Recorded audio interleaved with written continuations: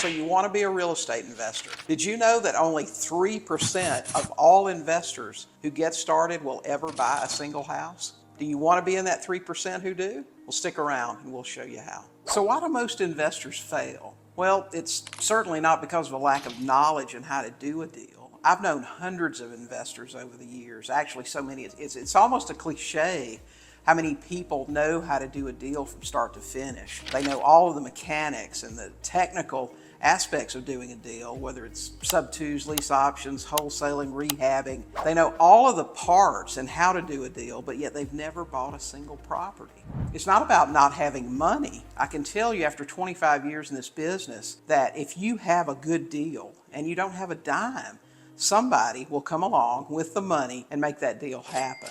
It's certainly not education.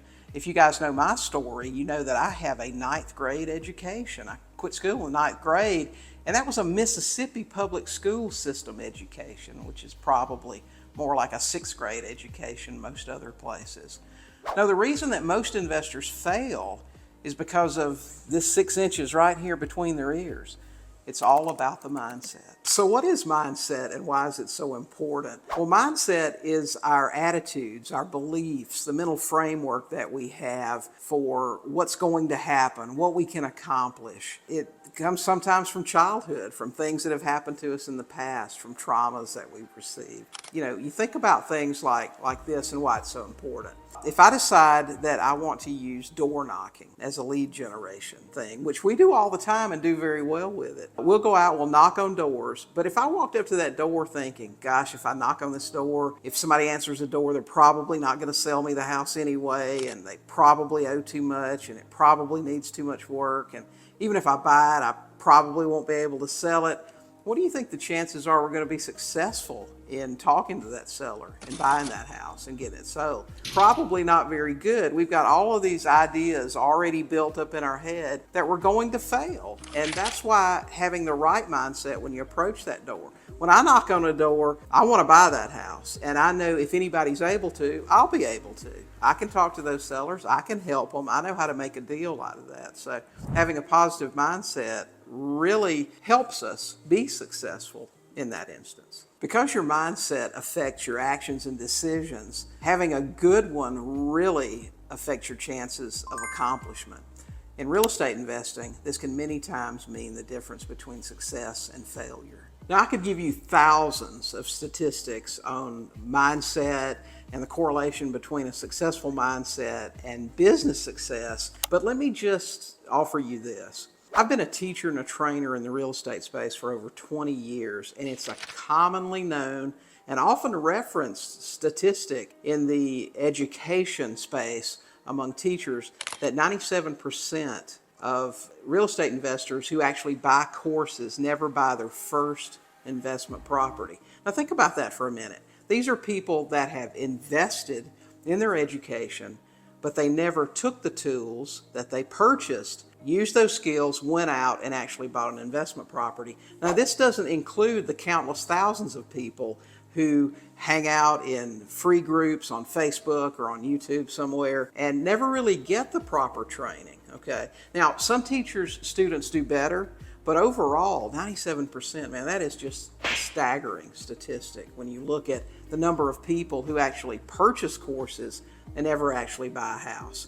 So let's talk about some of the mindset issues that impact real estate investors and how you can overcome those. Number one, fear of rejection. Generally, this is a fear of being turned down or rejected by sellers, buyers, or lenders. What you have to remember is that if your numbers are like most people, you're going to have to talk to 100 sellers before you find somebody that'll say yes. Now, this is just how the numbers work. Again, it's a numbers game.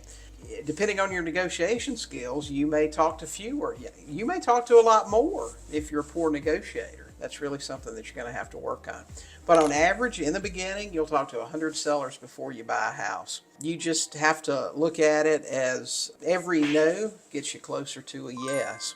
Buyers and lenders are easier if you have a good deal. Just view rejection as a learning opportunity and constantly be practicing and trying to sharpen your negotiation skills. This is number two, Perfectionism. Now, perfectionism is when we feel like every deal and every decision has to go perfectly. And perfection can be a great thing, but I'll tell you, I've been doing this for a really long time, and very few deals go 100% as planned, and certainly far from perfect. You have to be really careful with perfectionism because this can turn into analysis paralysis, where you're frozen and you never do anything because you can't get it perfect. For example, rehabs rarely go as planned. I'll tell you, we just got through with one where we went in with repair estimates, and we thought that our seller hadn't had the gas on for a couple of months because they were broke, basically, so they had been taking cold showers and things like that. So when we went to have the gas turned on, we found out then that there were numerous gas leaks in the underground line. The cost for that, fix it, $4,000. Okay, that certainly wasn't in the budget. That is a case where things didn't go perfectly. But what you have to do on these things is understand, in the case of a rehab, it's probably not going to go perfect. You're going to have a repair estimate, have an oops factor for when things go wrong. But really, to get over perfectionism, just understand, most deals aren't going to go perfectly. Do deals, allow for mistakes, and just learn from those mistakes. Number 3, self-doubt. Self-doubt is when we constantly question our abilities, knowledge, and decisions. A lot of self-doubt comes from fear of failure. Being scared if we fail, our friends and family will know what we've been up to. It'll be an embarrassing situation. A lot of people have self-doubt, even for people who've already achieved success. We see this in a lot of real estate investors. They'll start investing, they'll do several successful deals, and then all of a sudden they feel overwhelmed by, well, it was just beginner's luck, or I really don't know what I'm doing, or they feel like they really don't have the skills for long-term success. Building a strong foundation of skills, deal analysis, lead flow, knowing when a deal is really a deal, it'll go a long way toward removing self-doubt. You can also remove self-doubt by increasing your experience, continue your education, take small steps toward your goals every day, find a mentor or a coach with a proven track record, and get those guys to walk you through your deals, especially in the beginning. As much as possible, associate with people who are already doing what you want to do. And don't forget to celebrate your successes. I mean, remember, we all got started. Every one of us. I remember when I first got started and with my Carlton Sheets course, I didn't know a thing about real estate. We all had to go through those beginning steps. And you'll learn just like everybody else. We get better over time. So don't let self-doubt keep you from being a successful real estate investor. Number 4, lack of persistence. I've mailed 50 postcards to people in foreclosure, and I haven't gotten a single response. 50? Really? One time? It may take a little bit more than that. A lot of what we do is repetition, and it's important that you understand the importance of persistence in what we do. Most salespeople will tell you, you don't make a sale with anyone until you've contacted them at least 7 times. And really, a lot of what we do is in sales. So it's important that you understand persistence is a big part of what we do. That's why we have CRM systems, we have follow-up sequences, and reach out to people multiple times with postcards, letters, phone calls, text, or whatever it is that you do. How do you avoid falling into the lack of persistence trap? Well, have a long-term game plan.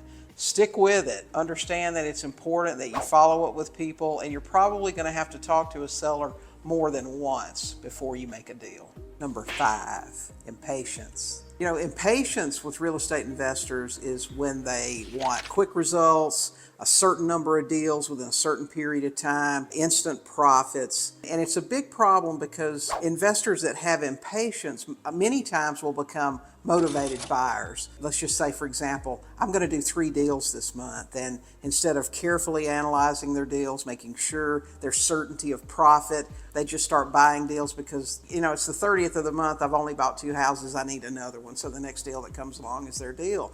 And really, it's a problem because being a motivated buyer, there's no certainty of profit. A lot of times you'll take bad deals you wouldn't normally take. And for that reason, impatience is something you really have to be careful with. Don't make somebody else's problem your problem. Evaluate your deals carefully. Understand that it's a numbers game, and you'll get where you want to go.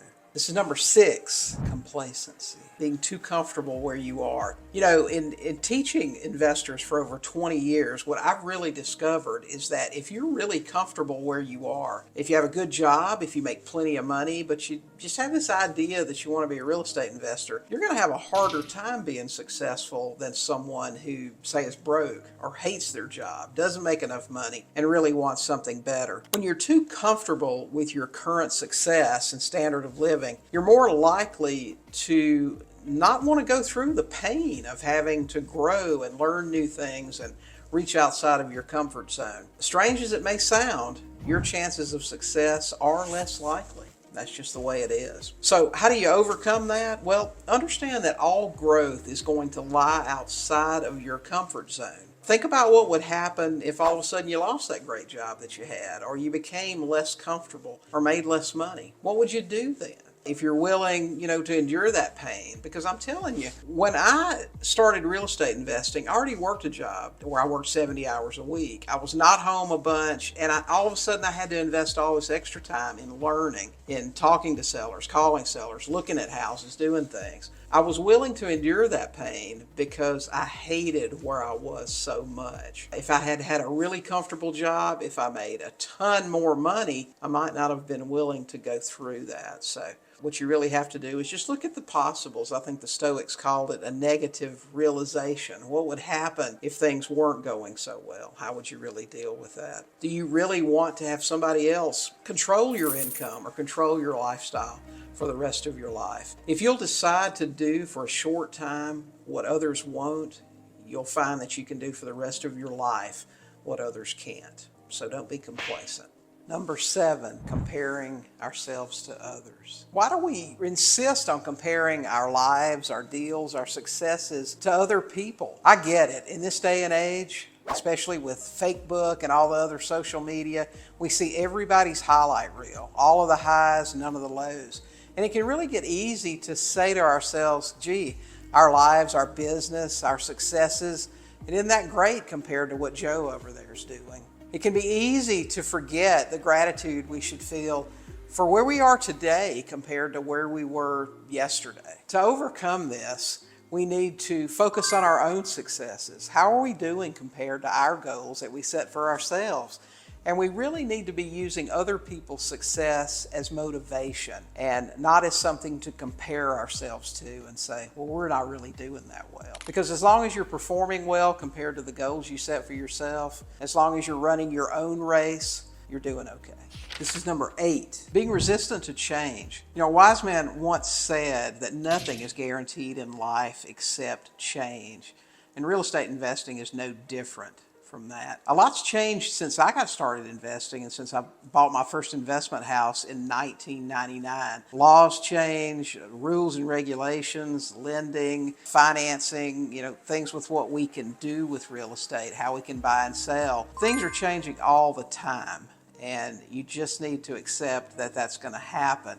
We don't always like the change. It's not always good, but it does happen. When I got started investing, I was a transaction engineer. I did everything. We rehabbed houses, we rented houses, Section 8, we did straight rentals, we did lease options, we bought and sold with seller financing, of course we did sub-2s. But after a while of doing that, I stopped doing anything except buying with subject to and selling with seller financing. And I said I would never ever be a landlord again. Well, guess who's reconsidering being a landlord now? Times change and we have to change with them. And what you need to do to overcome being resistant to change is just understand it's just really a part of life. If you want to be a successful real estate investor, you have to be able to adapt and just realize, things aren't always going to stay the same. We have to change the way we do things from time to time, and change is okay. Number 9. Analysis paralysis. Analysis paralysis. This is a really big problem with a lot of new investors. They overthink, they excessively analyze a deal, and actually analysis paralysis can start out as perfectionism. The best way to deal with this is to focus on inputs instead of outcomes. Remember, you can't control how many sellers say yes, but you can control how many offers you're making every week. So just make a decision to make 5 carefully analyzed deal offers every week. Let the numbers game take care of the rest. Find a deal, analyze it, make sure you know the value, make an offer, trust your research, and let the deal take care of itself. An accountability partner may be helpful. If you know that you delay making offers because you overanalyze, get another investor buddy to work with you, and you guys just push each other to get those offers out. Analysis paralysis is simply overanalyzing. It's really a fear. It's being afraid to put that offer in. But if you analyze your deal carefully, be certain of your numbers, and you'll have certainty of profit, and you won't be scared. Number 10, fear of failure. Fear of failure is usually a fear of making wrong decisions, fear of losing money, fear of looking foolish in front of friends or family, or just really not being successful at whatever it is that you're trying to do. I totally get this one because when I started, I had the same fears. Now, the way I dealt with that was I didn't tell anyone what I was doing. I took my Carlton Sheets course and I went out and I called sellers and I looked at houses, and I didn't tell anybody anything in case I lost money or failed. I didn't tell them anything until I'd bought a few houses and had some success. That way nobody could make fun of me or anything like that, so I totally get it. Fortunately, with the help of a plan, things worked out. So maybe having a plan isn't such a bad idea. The best ways to get over fear of failure, maybe for you, will be to do the same thing I did. Don't tell everybody in the world until you have some success. That way you won't feel that pressure. That may be one way to deal with it. Other ways are to continue to educate yourself. Be sure that you know as much as you possibly can about what you're trying to do, and then just try to learn from every experience. I try to look at it this way. I never lose. I either win or I learn. This is number 11, scarcity mindset. Now, this is probably the number one thing that I see with investors. A lot of people that have a scarcity mindset aren't even aware they have one. But a scarcity mindset is when you think there just aren't enough resources, there aren't enough deals, there's not enough money out there for all the real estate investors out there doing stuff, and it's just simply not true. If there weren't enough deals out there right now, there wouldn't be a single house in your town that needed rehabbing. There wouldn't be a single property that went to the foreclosure auction every month. There are plenty of deals out there in the marketplace. I'll tell you this, if you're in a Facebook group right now with 50,000 people in it, there's a lot of talking going on, but I guarantee you that 49,500 of those people in that group aren't doing a single solitary thing. They're not talking to sellers, and they're really not buying any houses. When I was in Georgia, I started a real estate group because the closest one was over an hour away in Atlanta. And by the time we had been open for a year or so, we had over 100 investors that showed up every single month. And I taught them how to do everything that I did. And I'll tell you, I've never bought more houses than after I started that real estate group, because what would happen is people would go out, they would try to do a little bit, they might talk to a seller, get a possible deal, they'd call me with leads because they were afraid to pull the trigger. I never bought more houses than I did after I formed that real estate group and taught other people how to do what I do. If you want to avoid a scarcity mentality, that's something you're really going to have to work on. But work on creating win-win situations with sellers, with buyers, and build a network of supportive people. And this is a case where things like positive podcasts and books can really help you. And we'll try to put a list below in the description of some of the best podcasts and books that I found to help me with a scarcity mindset. Don't be one of the 97% of new real estate investors who fail. Identify your mindset issues and work on those daily.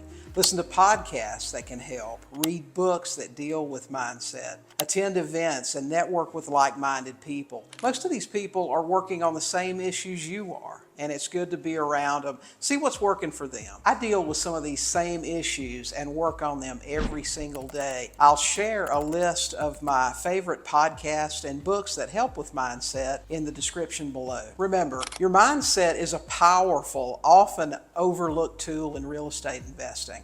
So work on your mindset, get out there, talk to some sellers, and buy some houses. If you found this video helpful, hit the like button, subscribe to our channel, and share this with other investors. And leave a comment below and tell us what mindset issue held you back in the past and what did you do to improve it.